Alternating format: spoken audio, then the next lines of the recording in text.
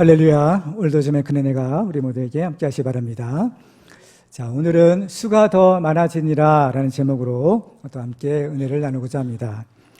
해마다 이맘때쯤이면 강한 바람과 많은 비를 동반한 태풍이 불어서 엄청난 피해를 주고 있습니다. 그런데 자연계에만 이러한 태풍이 부는 것이 아니라 때로는 우리의 인생이나 또 우리의 교회에도 이런 무서운 시험의 바람이 불 때가 있습니다. 근데 성경을 보면 하나님께서는 바람의 무게를 정하시고 또 바람에 가는 길을 정하신다라고 하셨습니다. 그러니까 이러한 시험의 바람이 부는 것도 하나님의 허락에 의하여 하나님의 뜻에 의하여 이루어진다라는 것을 우리는 알 수가 있습니다. 바람도 하나님에 의해서 좌우되는 것이라면 우리에게 허락된 바람도 결국에는 모든 것이 합력하여 선을 이루게 되는 것입니다. 오늘 본문을 보면 무서운 시험을 겪은 교회가 이제 평안하여지고 그 수가 더 많아졌다라고 기록하고 있습니다. 바로 교회가 진정한 부흥의 축복을 받게 된 것입니다. 오늘 말씀을 통해서 우리 교회도 모든 시험을 이기고 승리하여 크게 부흥하는 하나님의 교회가 되시기를 주님의 이름으로 축원합니다. 그러면 우리 교회가 이처럼 부흥하는 교회가 되려면 어떻게 해야 될까요? 첫째로 시험을 이기고 열매 맺는 교회가 되어야 합니다. 오늘 본문을 보면 우리가 바라는 이상적인 교회의 모습이 이렇게 기록되어 있습니다. 자, 31절 말씀을 같이 읽도록 하겠습니다. 시작. 그리하여 온 교회와 갈릴리와 사마리아 교회가 평안하여 든든히 서가고 주를 경외함과 성령의 위로로 진행하여 수가 더 많아지니라. 아멘. 자, 여기서 보면 이 31절을 시작하는 말이 그리하여라는 말입니다. 이 단어는 앞부분에서 일어났던 일의 결과를 알려주는 접속사입니다. 그러면 앞에서 일어났던 일은 과연 무엇이었을까요? 좁은 범위로 보면 사울이 이제 회심하고 나서 즉시로 복음을 전했지만 오히려 유대인들의 이 집요하게 사울을 죽이려고 했던 일이 있었습니다. 그리고 이 범위를 조금 더 넓혀보면 사도행전 7장부터 이 스데반의 순교와 또 교회에 대한 박해가 일어났던 것을 보게 됩니다. 그리고 이것을 조금 더 범위를 확대해 보면 이제 오순절 성령 강림 이후에 세워진 교회에 바로 악한 원수 마귀의 시험과 박해가 있었던 것을 볼 수가 있습니다. 이 세상에서 교회가 세워진 이래로 사탄은 어떻게 해서든지 이 교회를 무너뜨리기 위하여 각종 시험과 박해를 가했던 것을 보게 됩니다.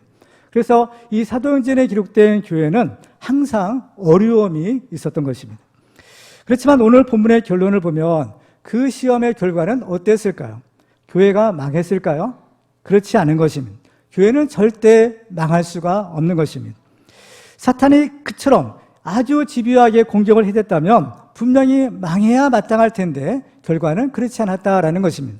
왜냐? 바로 하나님이 이 교회와 함께 하시고 예수님이 이 교회의 머리가 되시기 때문인 것입니다. 그런데 오늘 본문에서 보면 교회가 이렇게 큰 축복을 받게 되었는데 이것은 절대로 그냥 이루어진 것이 아니다라는 것입니다. 바로 이 그리하여라는 말이 우리에게 알려주듯이 바로 이 축복을 받으려면 먼저 해야 할 일이 있는 것입니다. 그것은 교회가 예수님이 기뻐하시는 열매를 맺어야 됩니다. 예수님은 열매를 찾으신다라고 하셨습니다. 교회가 예수님을 기쁘시게 하는 좋은 열매를 맺으려면 바로 먼저는 씨를 뿌리고 그 다음에는 물을 주고 가꾸어야 합니다. 그렇지만 이 모든 것은 사람의 힘으로 되는 것이 아니라 오직 하나님의 능력으로서만 가능한 것입니다. 고린도전서 3장 6절과 7절을 같이 읽도록 하겠습니다. 시작.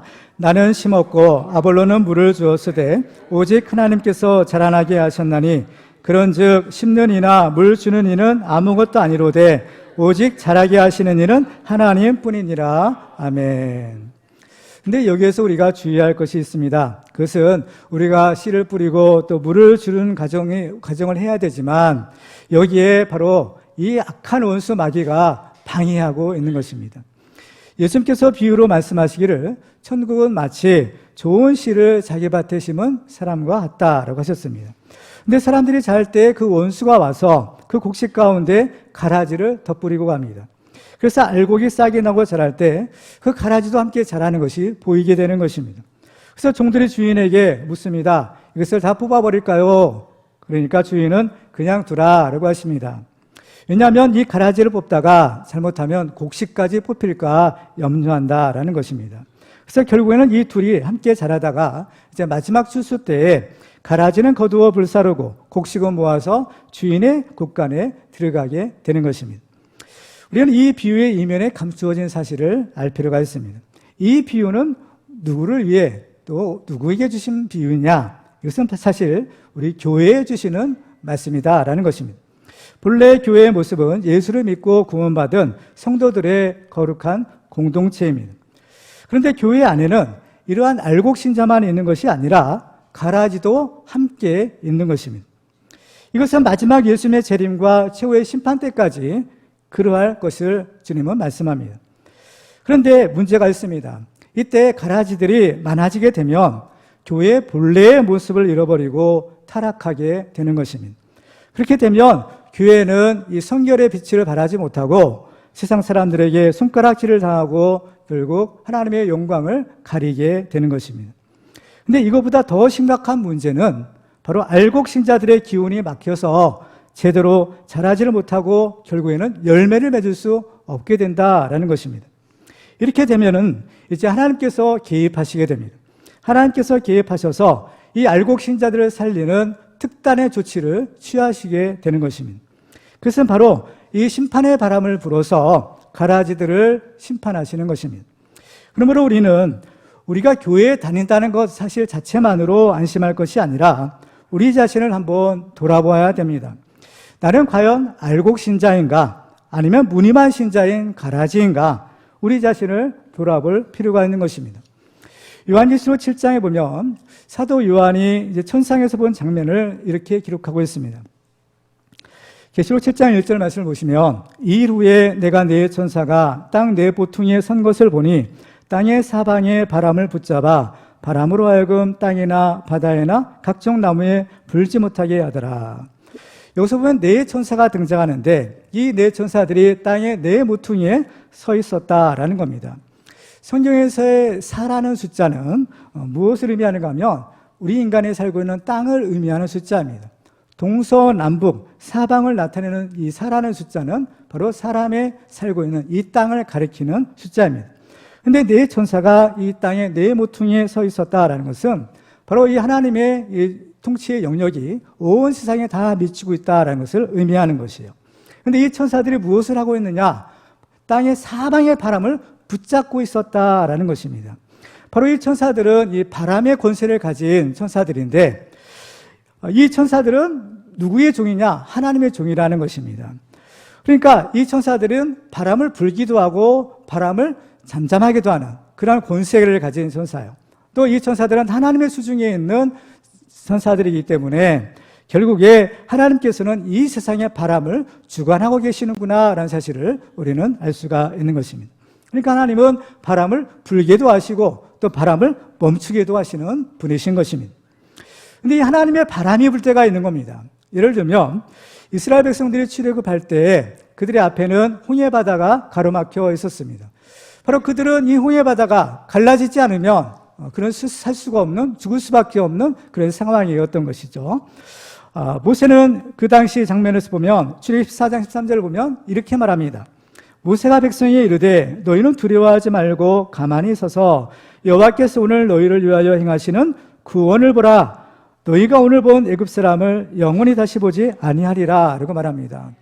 두려워 떨고 있는 이스라엘 백성들에게 모세가 하나님이 우리를 도우신다, 하나님이 우리를 구원하신다 라고 선언하는 겁니다. 그러면 하나님께서 어떻게 이스라엘 백성들을 구원하셨을까요? 출애굽기 14장 21절을 같이 읽겠습니다. 시작. 모세가 바다 위로 손을 내밀매 여호와께서 큰 동풍이 밤새도록 바닷물을 물러가게 하시니 물이 갈라져 바다가 마른 땅이 된지라. 아멘.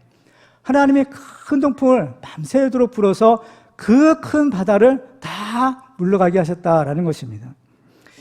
이 바다가 갈라지고 마른 땅이 생기게 한 이 바람은 바로 양면성이 있는 것을 우리는 알아야 됩니다. 이스라엘 백성들에게는 이 바람이 구원의 바람이요, 생명의 바람이요, 하나님의 축복의 바람입니다.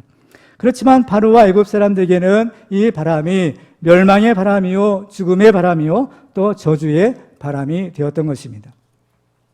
이처럼 바람 자체가 좋다 나쁘다가 아니라 그 바람이 누구에게 부느냐에 따라서 그 바람이 좋을 수도 있고 또 나쁠 수도 있는 것입니다.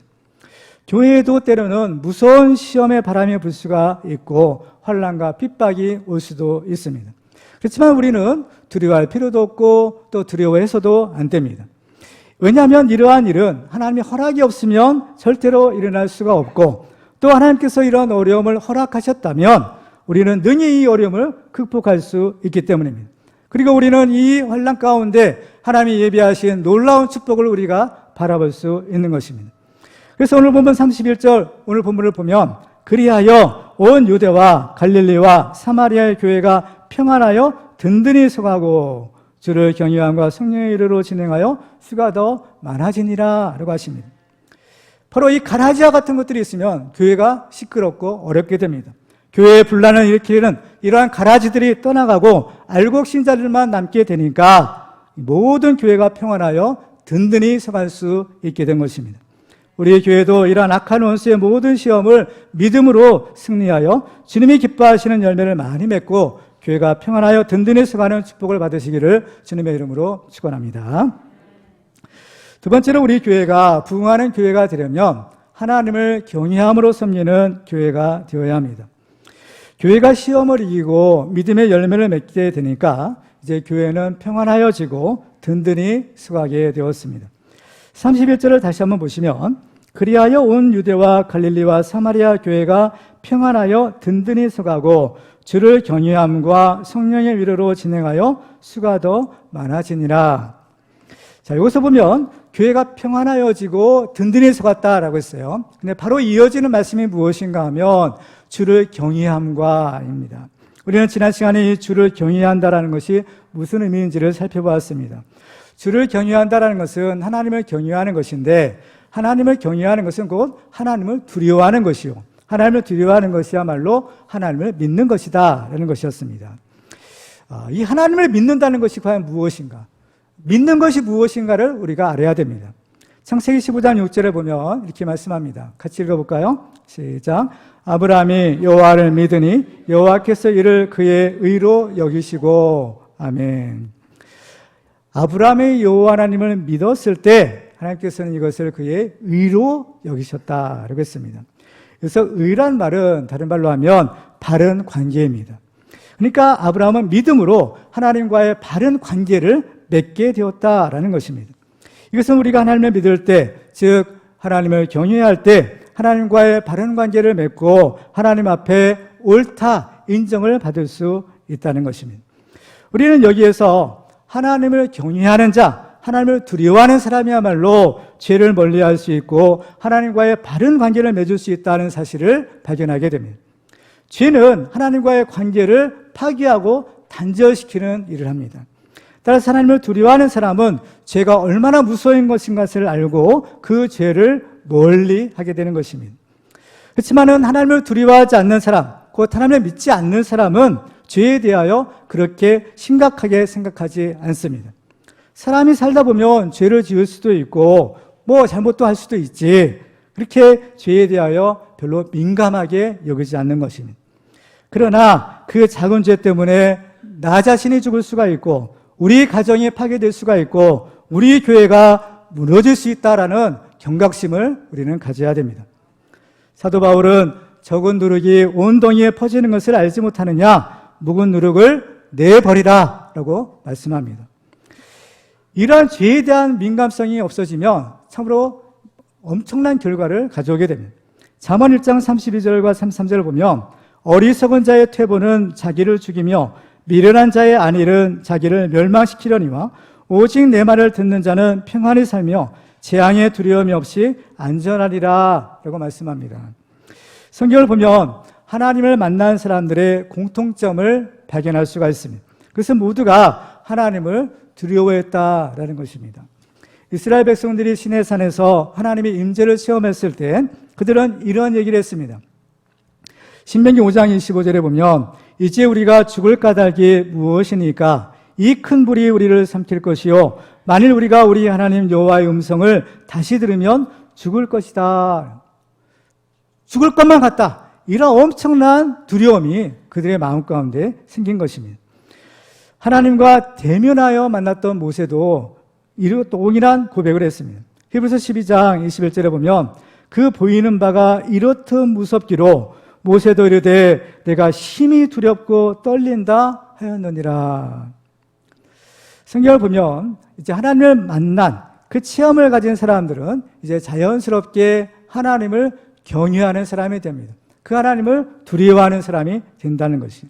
그러나 이와 반대로 하나님을 두려워하지 않는 사람은 심각한 결과를 가져오게 되는데 용서받을 수 없는 죄를 짓고 결국 멸망하게 되는 것입니다. 성경을 보면 우리 사람이 죄를 짓게 됩니다. 우리 사람은 완전할 수가 없게 되는 거죠. 죄와 허물이 많은 것이 우리 인간인데 이 사람이 짓는 죄가 있어요. 이 사람이 짓는 죄의 종류에는 용서받을 수 있는 죄가 있고 용서받을 수 없는 죄가 있다라고 성경은 말씀합니다. 용서받을 수 없는 죄가 있을까? 하나님은 사랑이시고 하나님은 자비로우신데 어떠한 죄도 하나님께서는 다 용서해 주신다고 하지 않았느냐? 그렇지만 그것은 맞는 말이면서 또한 틀린 말이기도 합니다. 요한일서 5장 16절 말씀을 우리 같이 읽도록 하겠습니다. 시작. 누구든지 형제가 사망에 이르지 아니하는 죄 범하는 것을 보거든 구하라. 그리하면 사망에 이르지 아니하는 범죄자들을 위하여 그에게 생명을 주시리라. 사망에 이르는 죄가 있나니 이에 관하여 나는 구하라 하지 않노라. 아멘. 분명히 사망에 이르는 죄가 있다라는 겁니다. 이러한 자들은 용서받을 수 없다라는 것입니다. 죄 중에는 사람에게 짓는 죄가 있고 하나님께 짓는 죄가 있습니다. 사람에게 짓는 죄는 다 용서받을 수 있는 죄입니다. 그렇지만 하나님께 짓는 죄는 절대로 용서받을 수 없는 것입니다. 왜냐하면 이런 죄는 하나님을 모독하고 하나님을 대적하는 죄이기 때문에 이런 죄를 저지를 수 있는 사람은 사람으로서는 아닌 것. 이것은 오직 마귀와 그 마귀에 속한 자들밖에 이런 죄를 저지를 수가 없는 것입니다. 그래서 이런 죄를 저지르면 용서받을 수 없다라고 분명히 말씀하는 겁니다. 마태복음 12장 31절과 32절을 같이 읽겠습니다. 시작. 그러므로 내가 너희에게 이르노니 사람에 대한 모든 죄와 모독은 사하심을 얻되 성령을 모독하는 것은 사하심을 얻지 못하겠고 또 누구든지 말로 인자를 거역하면 사하심을 얻되 누구든지 말로 성령을 거역하면 이 세상과 오는 세상에서도 사하심을 얻지 못하리라. 아멘. 그러니까 아무 죄나 용서하고 아무 죄나 용서받을 수 있는 것은 아니다라는 겁니다. 하나님을 두려워하지 않는 사람의 문제는 사람에 대한 죄만 짓는 것이 아니라 더 나아가 하나님에 대한 죄를 짓고 하나님의 것까지 손을 대는 죄를 짓는 겁니다. 이스라엘 백성들이 여리고성을 정복할 때에 아간이 하나님께 바친 물건을 훔쳤다라고 했습니다. 여호수아 7장 1절 말씀을 보시면 이스라엘 자손들이 온전히 바친 물건으로 말미암아 범죄하였으니 이는 유다 지파 세라의 증손 삽디의 손자 갈미의 아들 아간이 온전히 바친 물건을 가졌습니다. 여호와께서 이스라엘 자손들에게 진노하시니라. 아간이 이 물건을 훔쳤습니다. 하나님의 것을 훔친 것입니다. 그런데 하나님께서는 이스라엘 자손 모두에게 진노하셨다라고 했습니다.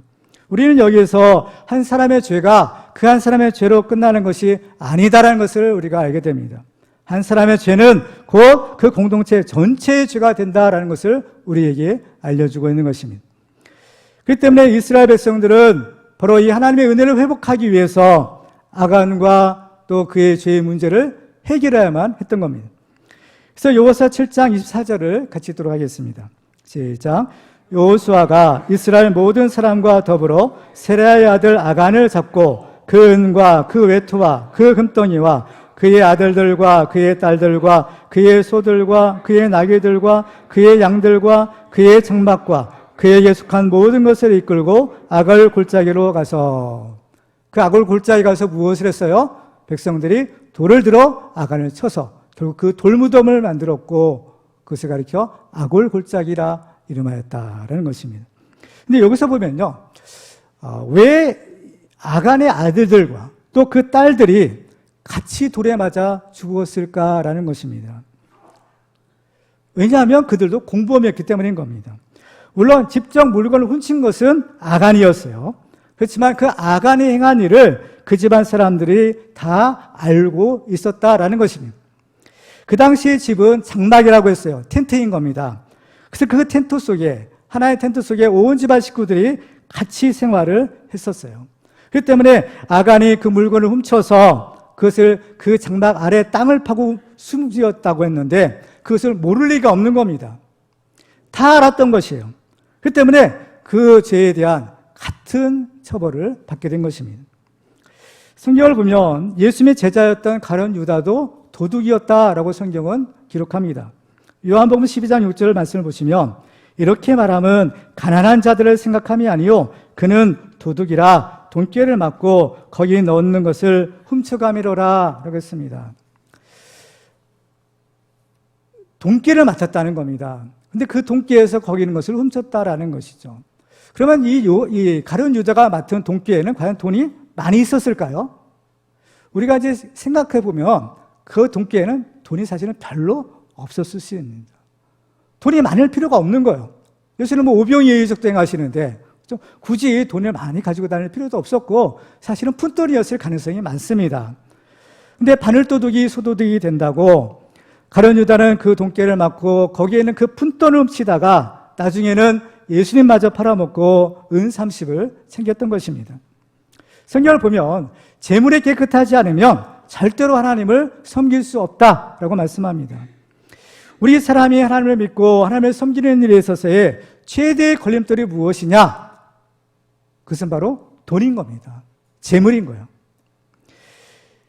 작은 일에 충성하라 했습니다. 그 작은 일이 무엇이냐? 그 작은 일이 돈에 대한 거예요. 누가복음 16장 10절과 11절을 같이 읽겠습니다. 시작. 지극히 작은 것에 충성된 자는 큰 것에도 충성되고 지극히 작은 것에 불의한 자는 큰 것에도 불의하니라.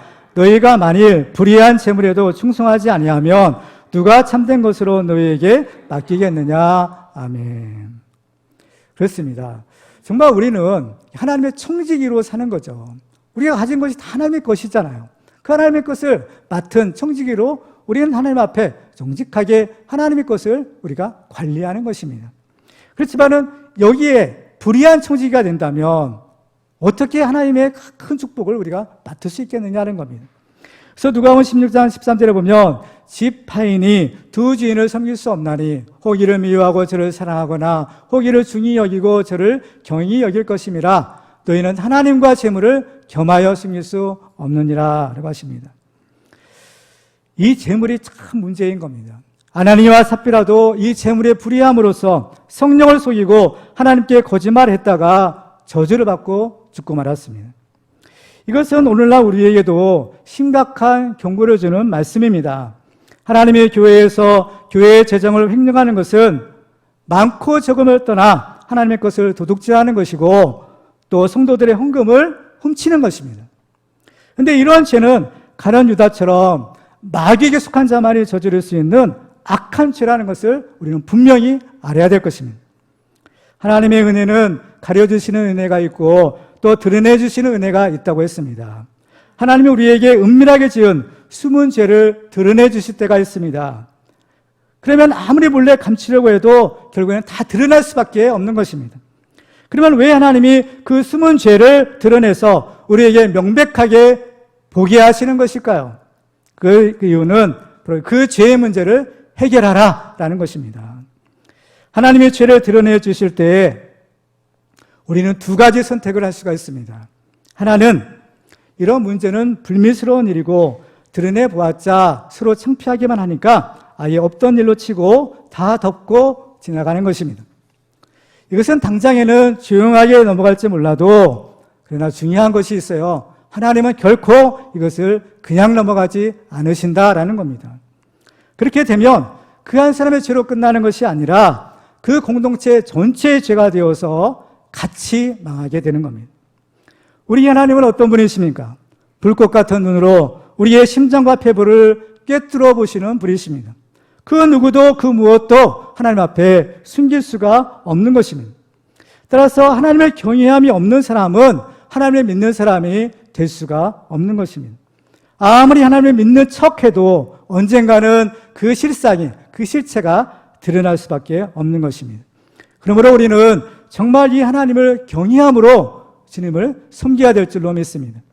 히브리서 12장 28절과 29절을 같이 읽도록 하겠습니다. 시작. 그러므로 우리가 흔들리지 않는 나라를 받았은즉 은혜를 받자 이로 말미암아 경건함과 두려움으로 하나님을 기쁘시게 섬길지니 우리의 하나님은 소멸하는 불이심이라. 아멘. 경건함과 두려움으로 하나님을 기쁘게 섬기자라고 했습니다. 우리는 정말 마땅히 두려워야 될 하나님을 경외함으로 죄를 멀리하는 참된 믿음의 사람들이 되시기를 주님의 이름으로 축원합니다. 마지막으로 우리 교회가 부흥하는 교회가 되려면 성령 하나님의 성전이 되는 교회가 되어야 합니다. 교회가 시험을 이기고 하나님을 경외할 때 하나님이 주시는 축복이 있습니다. 그것은 바로 성령의 위로하심입니다. 31절을 다시 한번 보시면 그리하여 온 유대와 갈릴리와 사마리아 교회가 평안하여 든든히 서가고 주를 경외함과 성령의 위로로 진행하여 수가 더 많아지니라. 우리는 지난 시간에 이 성령의 위로에 대해서 살펴보았습니다.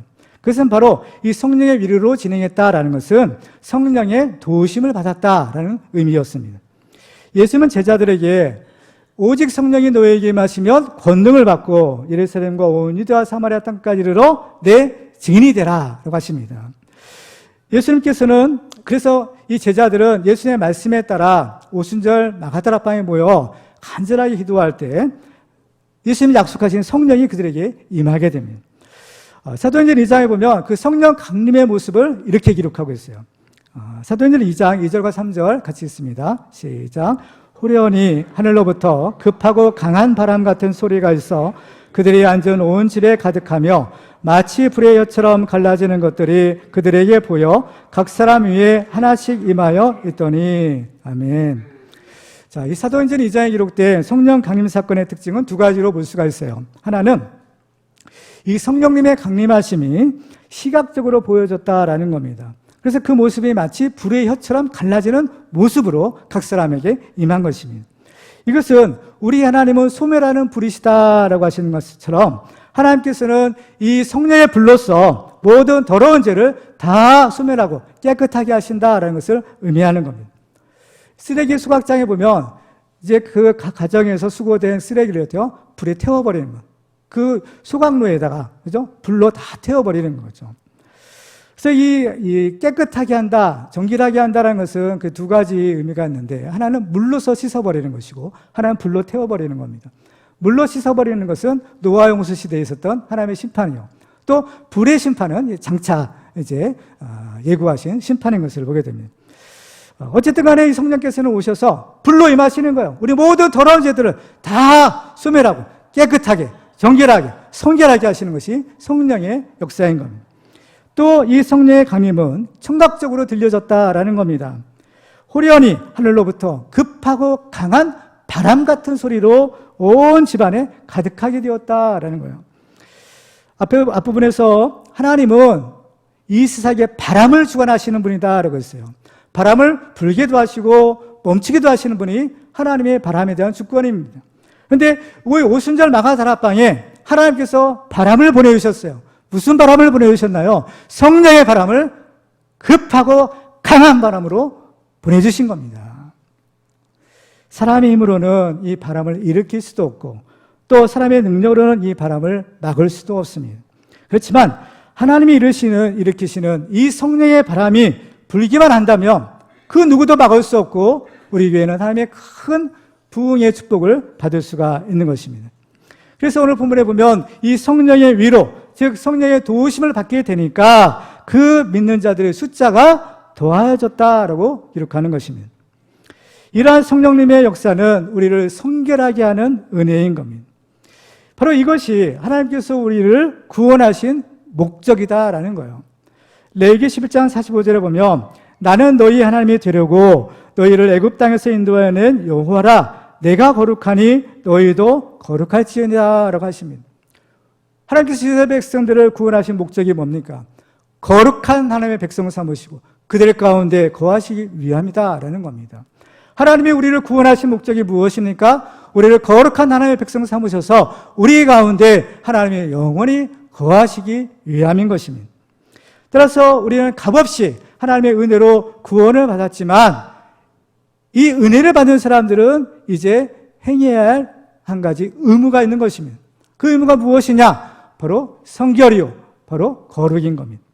고린도전서 3장 16절과 17절 말씀을 같이 읽겠습니다. 시작. 너희는 너희가 하나님의 성전인 것과 하나님의 성령이 너희 안에 계시는 것을 알지 못하느냐? 누구든지 하나님의 성전을 더럽히면 하나님이 그 사람을 멸하시리라. 하나님의 성전은 거룩하니 너희도 그러하니라. 아멘. 사람의 힘으로는요, 거룩할 수도 없고 성결할 수도 없습니다. 이것은 오직 성령님의 도우심, 성령의 위로하심을 받아야만 가능한 것입니다.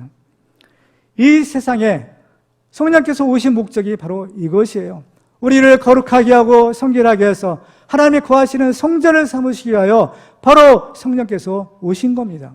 성령께서 오셨을 때 양립할 수 없는 것들이 있어요. 지난 시간에 이 세상에는 서로 같이 있을 수 없는 것이 있다고 말씀을 드렸습니다. 빛과 어둠이 같이 있을 수 없고 진리가 거짓과 함께 있을 수가 없고 또 생명과 사망이 함께 할 수 없는 것입니다. 그래서 성령이 오시면 이 어둠은 물러가게 되고 또 어둠 속에 감추었던 그 거짓들은 이제 그 정체가 드러나게 되고 또 이 사망의 권세는 힘을 잃고 쫓겨나게 되는 것입니다.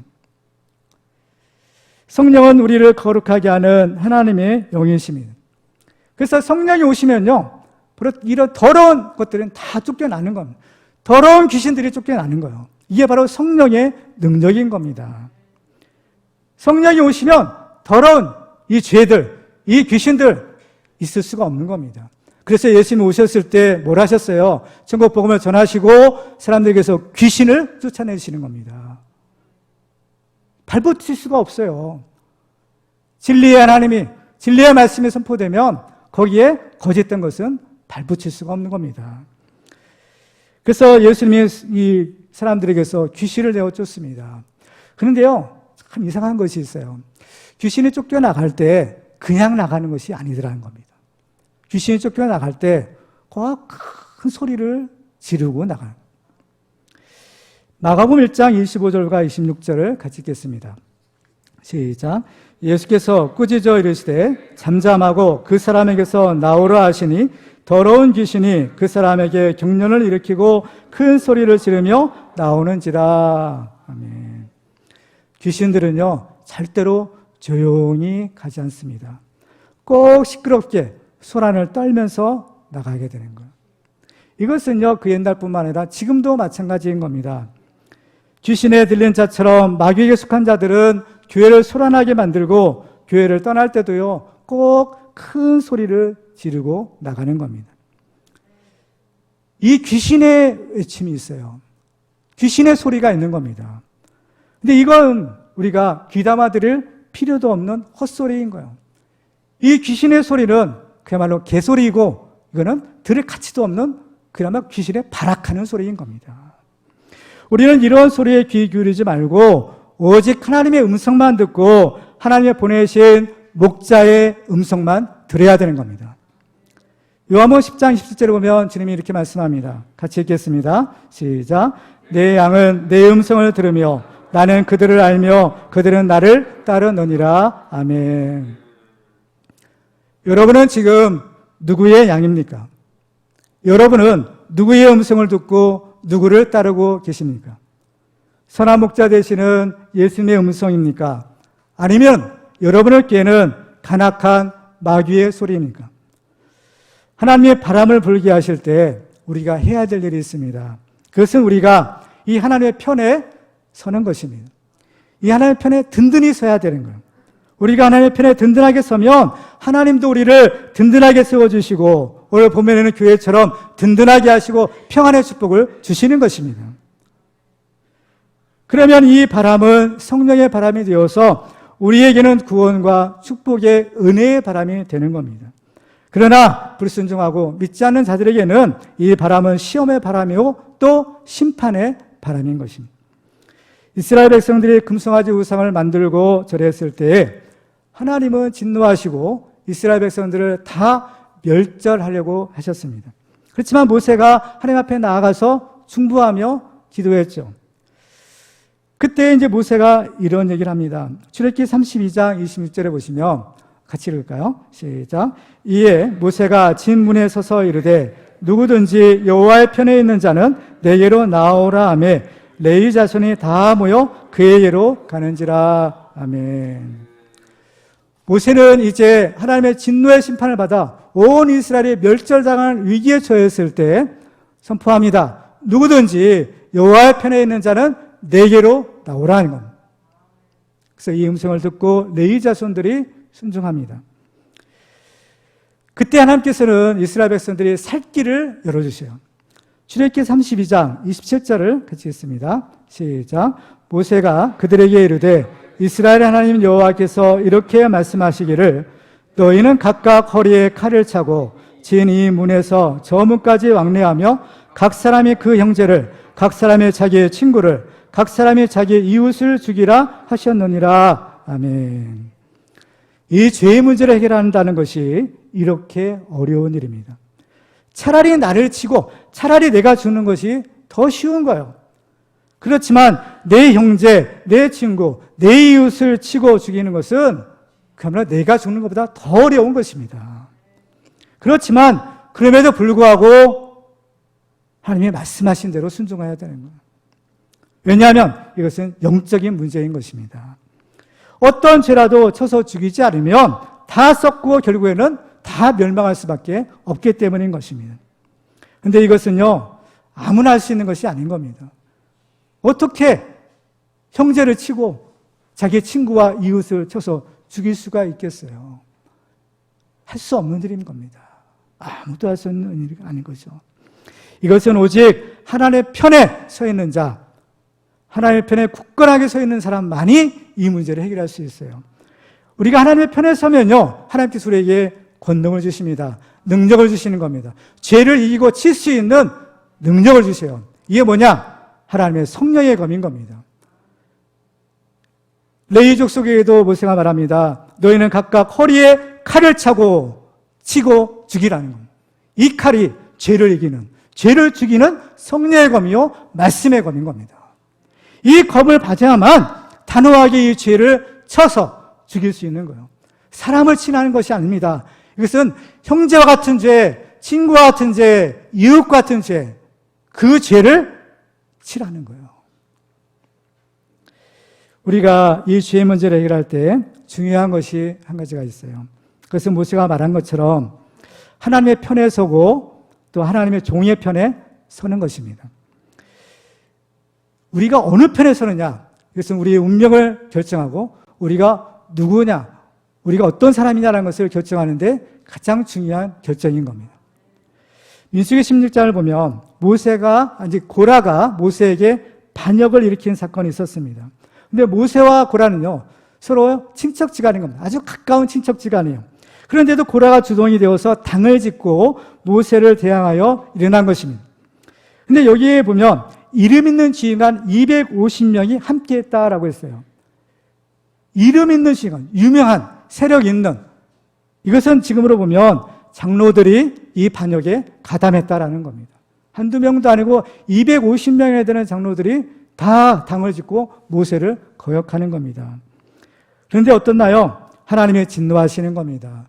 순식간에 그들을 다 멸하시겠다라고 진노하셨어요.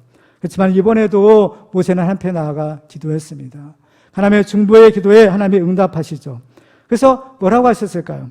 민수기 16장 23절과 24절 보실까요? 시작. 여호와께서 모세에게 말씀하여 이르시되 회중에게 명령하여 이르기를 너희는 고라와 다단과 아비람의 장막 사방에서 떠나라 하라. 이 회중에게, 원래는 이 회중이 다 망해야 될 사람들인데 회중에게 그 고라의 무리들에게서 떠나라 명령하시는 거예요.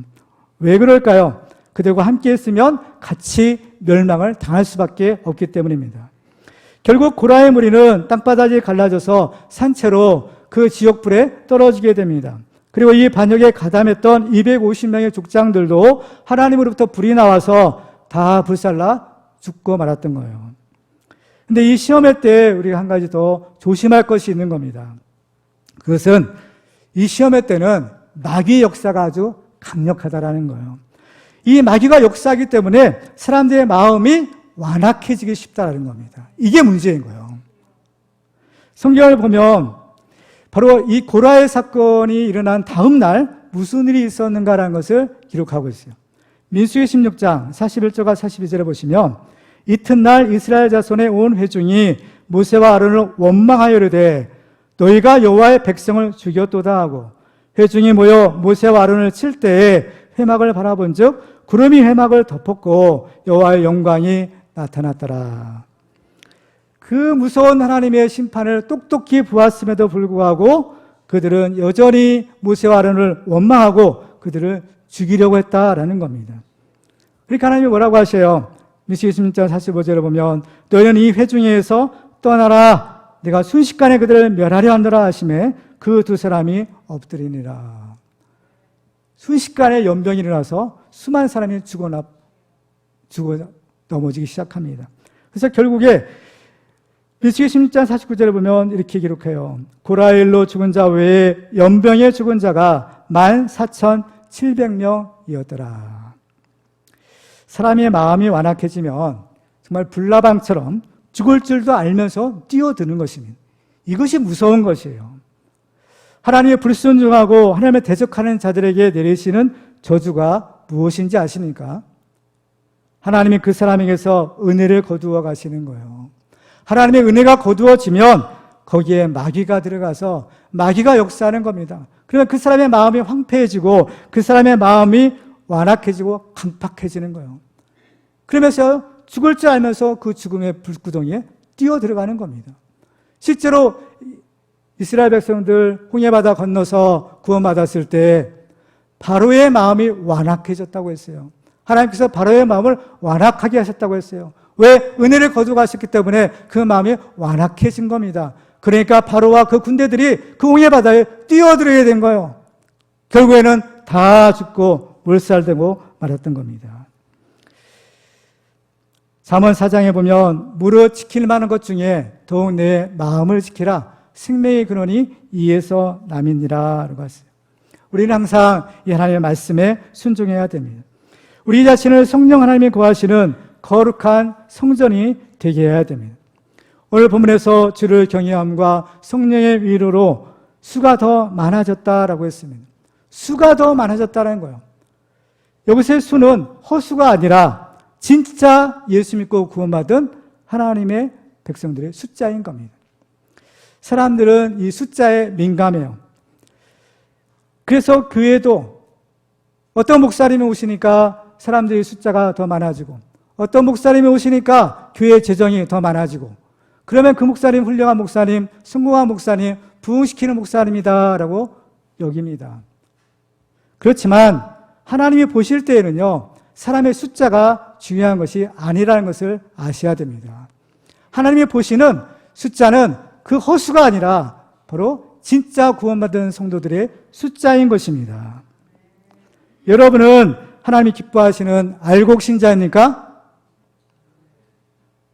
알곡 신자이세요? 그렇습니다. 알곡 신자만이 하나님 나라의 천국 창고에 들이신다라고 하셨습니다. 여기에 모인 우리 모두는 다 하나님이 기뻐하시는 알곡 신자만 되시기를 바랍니다.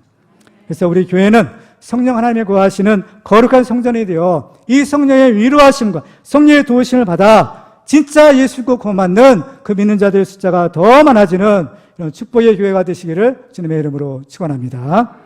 이제 말씀을 맺겠습니다. 우리 교회가 부흥할 수 있는 비결을 하나님이 알려주셨습니다. 시험을 이기고 열매를 맺는 교회와 성도가 되어야 되고 하나님을 두려워함으로 하나님을 경외하는 성도가 교회가 되어야 됩니다. 그리고 우리는 성령 하나님의 거하시는 거룩한 성도, 성결한 성도, 거룩한 교회가 되어야 될 줄 믿습니다. 우리는 어떤 시험이 와도 믿음으로 이기고 승리하여 그 하나님을 두려움으로 섬기고 하나님의 거하시는 거룩한 성전이 되어 있는 사람들의 숫자가 더해지는 그런 복된 교회가 되시기를 주님의 이름으로 축원합니다.